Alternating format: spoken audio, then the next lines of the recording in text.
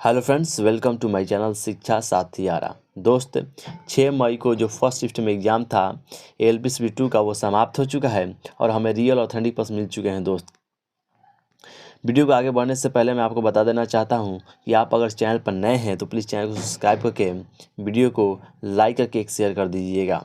दोस्त, तो चलिए देखते हैं कौन कौन से वो प्रश्न थे जो आपके एग्ज़ाम में आए हुए थे। देखिए दोस्त, एक एम 1/2 MB² से आया था, ठीक है, और MGH से आया था। तो ये क्या है? ये गति ऊर्जा का सूत्र है, यानी काइनेटिक एनर्जी का ये सूत्र है।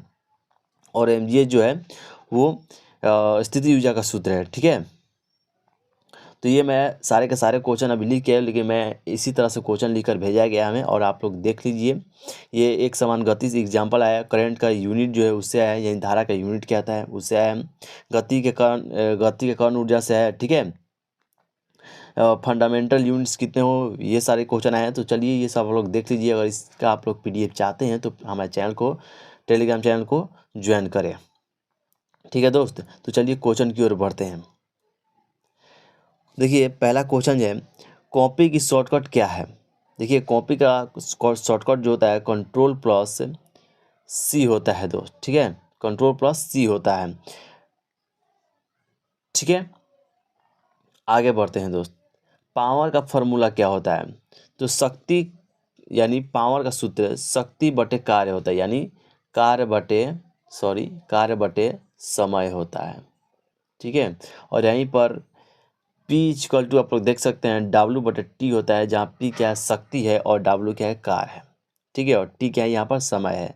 विद्युत शक्ति के लिए सूत्र P बराबर VI होता है, ठीक है। ये भी आप लोग ध्यान रखिएगा, जहाँ V वोल्टेज है और जो I है विद्युत धारा है, ठीक है। नेक्स्ट क्वेश्चन है, मौलिक मात्रा कितनी होती है? तो मौलिक मात्राएं यानी फंडामेंटल जो यूनिट होते हैं वो 7 होती है। लंबाई, द्रव्यमान, समय, विद्युत धारा, तापमान, पदार्थ की मात्रा और ज्योति तीव्रता। यानी एक शॉर्टकट में याद रखना चाहते हैं तो मेरे पास एक आइडिया है, AMLT, वो भी क्रम वाइज, ठीक है, क्रमानुसार। तो ठीक है, याद ऐसे कर लीजिएगा, AMLT लेट है, ठीक है। AMLT लेट है। इस तरह से अगर आप याद करिएगा तो आपको याद हो जाएगा। क्या बोलना है आपको? MLT लेट है, ठीक है। यहाँ ए क्या हो जाएगा? तो एम्पियर हो जाएगा, यानी विद्युत धारा, मास, लेंथ, टाइम, ठीक है, एम्पलीट्यूड, ठीक है। ये सब हो जाएंगे, आप लोग याद कर सकते हैं। समान वेग, देखिए समान वेग, ठीक है, वो मैं बताना भूल गया। तो देखिए फंडामेंटल जो यूनिट्स होते हैं वो 7 होते हैं, ठीक है। फंडामेंटल यूनिट्स कितने होते हैं? 7 होते हैं। और कौन कौन से होते हैं? MLT लेट हैं, ठीक है। नेक्स्ट क्वेश्चन की ओर ध्यान देते हैं। समान वेग किस में होता है? तो समान वेग समझते हैं। समान वेग तब होता है जब कोई वस्तु एक समान अंतराल में समान दिशा में दूरी तय करती हो, ठीक है। अगर दूसरे शब्दों में से समझा जाए, वस्तु की गति की दिशा और परिमाण के साथ साथ स्थिर रहता है, ठीक है। यानी वस्तु की दिशा भी स्थिर हो, यानी समान हो, और उसके परिमाण में यानी उसकी स्पीड में कोई परिवर्तन ना आए।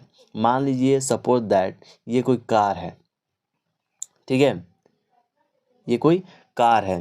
तो इसका शर्त क्या होना चाहिए? इसकी चैलेंजिंग शर्त जो है, ये एक समान चाल से चलना चाहिए, और तो और इसके दिशा में, यानी इसके दिशा में कोई भी परिवर्तन नहीं होना चाहिए, तब इसे समान वेग कहा जाएगा, ठीक है। आप लोग यहाँ देख सकते हैं कि ड्राइंग शीट से क्वेश्चन पूछा हुआ है, A0, A1, A2, A3 ऐसे करके प्रश्न थे, ठीक है। यहाँ देख सकते हैं गति के कारण ऊर्जा एक समान गति ऊर्जा कहा जाता है। तो एक समान गति ऊर्जा किससे कहा जाता है, ये भी समझते हैं हम लोग। गति के कारण ऊर्जा को गति ऊर्जा कहते हैं, ये तो आप समझते हैं। लेकिन एक समान गति का अर्थ है कि एक वस्तु समान समय अंतराल में समान दूरी तय करना, ठीक है, जिसे वो समान वेग वाला बताया था। यदि एक वस्तु एक समान गति से चल रही है, ठीक है, ये अपना स्पीड मेंटेन करके चल रहा है, तो उसकी गति ऊर्जा उसके द्रव्यमान वेग पर निर्भर करती है, ठीक है। यहाँ पर देखते हैं, यहाँ प्रश्न पूछा था, रिवेंटिंग के प्लेट की मोटाई कितनी होती है? रिवेंटिंग प्लेट की मोटाई 1.5 से 2 गुनी के बीच में होती है, ठीक है। अगर 1.75 दिया होगा तो आपका सही हो जाएगा, 1.85 दिया होगा तो सही, यानी 1.5 से 2 के बीच होना चाहिए। ठीक है। और इसकी व्यास की बात करते हैं तो 2/3 से 3/4 होना चाहिए। ठीक है। ठीक है।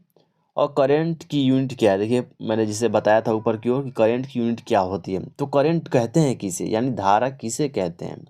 तो धारा उसी को न कहते हैं जिस चालक में आवेश के प्रवाह को आवेश के प्रवाह के दर को, ठीक है, दर नहीं भूलना, आवेश के प्रवाह, दर यानी समय, आवेश के प्रवाह के दर को हम क्या कहते हैं, धारा कहते हैं। यानी धारा की बात किया जाए तो यानी इसे आई से रिप्रेजेंट करते हैं और Q/T होता है। तो इसका मूल सूत्र यही होगा, Q/T। ठीक है। जहाँ Q क्या है, Q यहाँ पर आवेश है, I है धारा और T है समय। ओके। नेक्स्ट क्वेश्चन है 27 डिग्री सेल्सियस कितने केल्विन के बराबर होता है। तो 27 डिग्री सेल्सियस 300.15 सेल्सियस केल्विन के बराबर होता है। ठीक है। 300.15 केल्विन के बराबर होता है। देखिए केल्विन से सेल्सियस बदलने का एक फार्मूला होता है। ठीक है।